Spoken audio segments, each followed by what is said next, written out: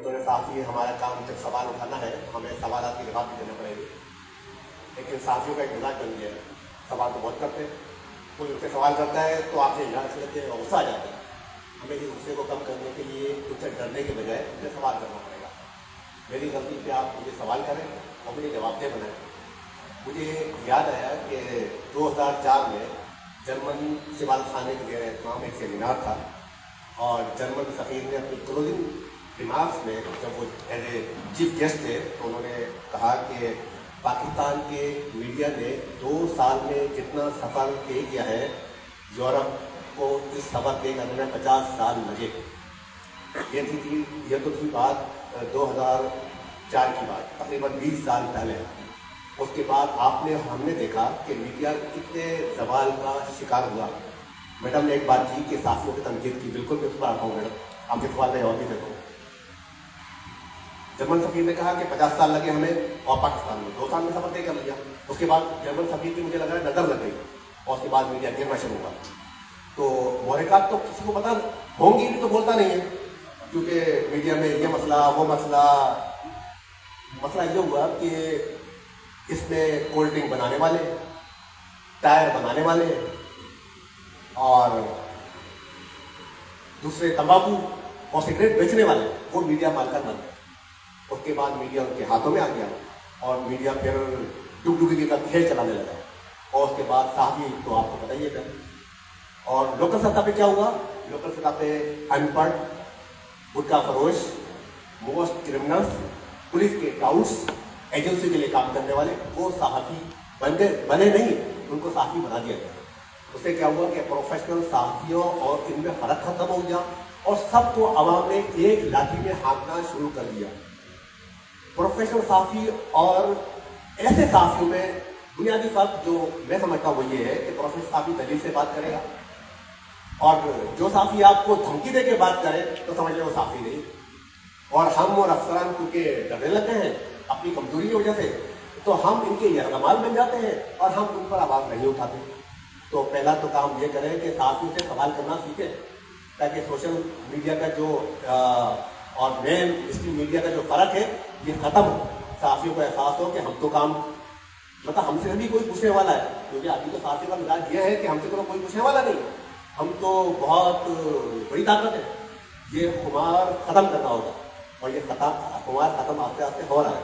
ہم وہ شور مچاتے ہیں، اس کو مار دیا، صحافی پہ حملہ ہو گیا، صحافی ختم بھی ہو رہے ہیں، بے گناہ بھی ختم ہو رہے ہیں. لیکن کیا یہ ون سائڈ اسٹوری ہے؟ دل میں کے بنائے.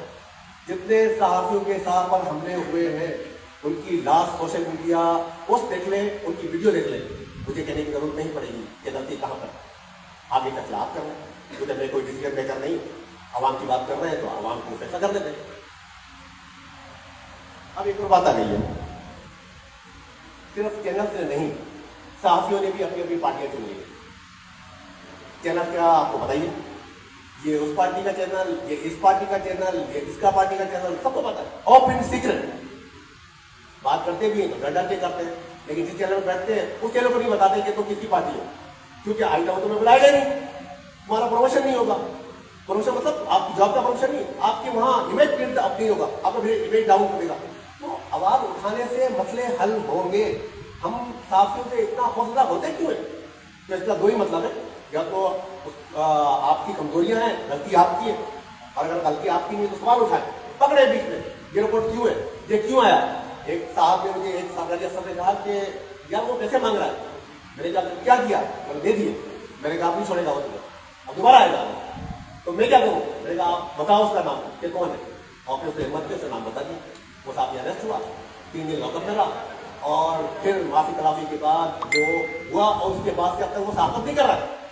اگر آپ لوگ اور ہم لوگ بھی یہ کریں تو ایسے لوگ ایلیمنیٹ ہو جائیں گے، ہمارا معاشرہ سدھرنے کی طرف ایک قدم آگے بڑھے گا. کیونکہ ہم لوگ جب کہتے ہیں نا کہ last court of appeal is the journalism, تو ہمیں اس کو بنانا بھی پڑے گا لاسٹ کورٹ آف اپیل. ہم آواز اٹھائیں گے، ہم تنقید کریں گے، ہم بات کریں گے تو سوسائٹی سدھرے گی. صحافی سدھرے گا تو یہ صحافی جو ہے، ہم بھی کہتے ہیں اور آپ بھی کہتے ہیں کہ صحافی سوسائٹی کا آئینہ ہے، تو آئینے کو صاف کرنے کی ذمہ داری کس کی ہے؟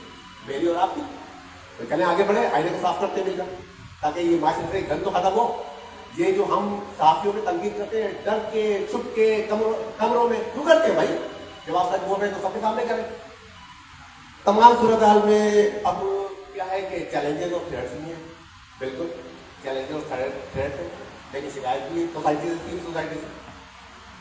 صحافی کو اتنے برے حالات میں بھی صحافی جو لوکل صحافی ہے پورے پاکستان کا جس حالت میں کام کر رہا ہے وہ کسی اور دنیا کے ملک میں مثال نہیں ہے.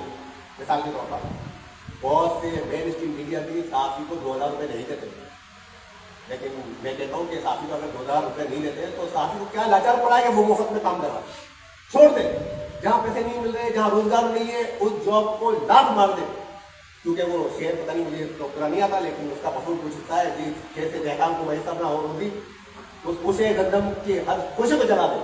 تو چھوڑ دیں, کام بھی کر رہا ہے, اس کا مطلب اس کا مفاد بھی. تو یہ تمام باتیں ہیں. ہاں میں کہہ رہا تھا کہ سوسائٹی سے شکایت ہے. کیا شکایت ہے؟ صحافی کو آپ دیکھتے ہوں گے کیا جیسے کہ صحافی چلے, ایک زراعت کا مسئلہ ہے صحافی آتا ہے, کبھی جان پہ بھی کھیل جاتا ہے, کوئی اور مسئلہ ہے ہیلتھ کا مسئلہ ہے تو صحافی آتا ہے, دوسرا مسئلہ ہے تو صحافی آتا ہے, اس کے اور سے تو وہاں آتا ہے. جتنے صحافی مرے ہیں یا جتنے میڈیا ہاؤسز بند ہوئے ہیں, کوئی سول سوسائٹی سے کوئی سامنے آیا؟ اب جواب کیا آئے گا کہ جناب ابھی تو ایک صحافی کا مرڈر ہوا ہے, لیکن ہم آئے نا, نہیں جناب اس کی برادری پہ لے آئیے, صحافی تنظیمیں پہ لے آئیے, سول سوسائٹی تو اب تک غائب ہے. جب یہ دونوں پہیے آپس میں ایک اسپیڈ سے نہیں چلیں گے, سوسائٹی اور صحافت, تو دونوں کا نقصان ہوتا ہے, اور اس کا مجموعی نقصان ہمارے معاشرے کو ہوگا. بہت بہت شکریہ.